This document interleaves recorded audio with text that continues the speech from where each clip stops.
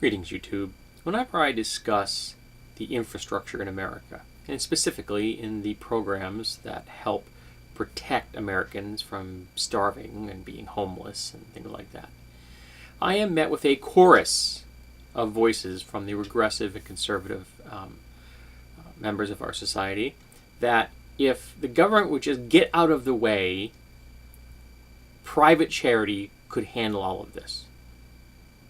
That volunteerism will solve all the problems that we have in America when it comes to charity needs, and the government is one of those problems. You need to get that government out of the way.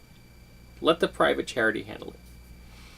Well, I'm going to link today to an article written by Fred Clark over in The Selectivist, and Fred articulates some things I've said recently, and I'm going to say now. And he does it in a very scathing manner. He talks very pointedly about the fact that a lot of the people that are saying these things are from the religious communities, specifically the evangelical Christian communities. And as I've pointed out recently, on December 28th, 1.3 million Americans were kicked off of the rolls of the unemployment benefits, thanks to the efforts of regressive and conservative politicians.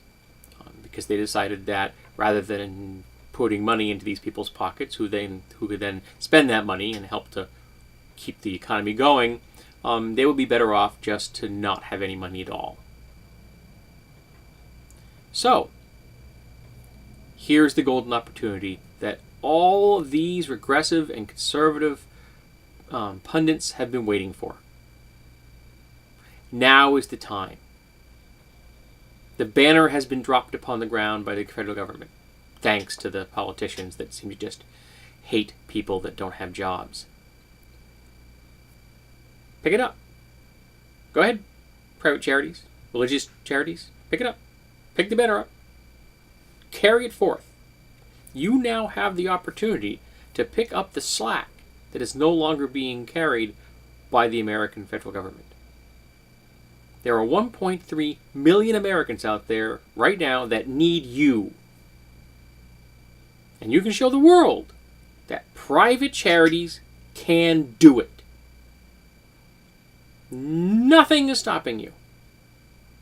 There is no inhibition, no prohibition, nothing preventing you from showing the whole world that private charities, mostly religious-based, can pick up where the federal government left off.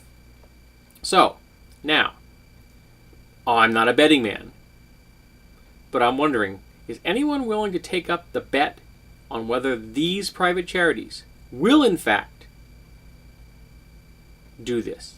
Will in fact pick up the benefits of those 1.3 million Americans so that they can continue to take care of their families and themselves and remain housed and fed and continually looking for jobs, which don't exist. So tell me, anyone want to take up any of that action?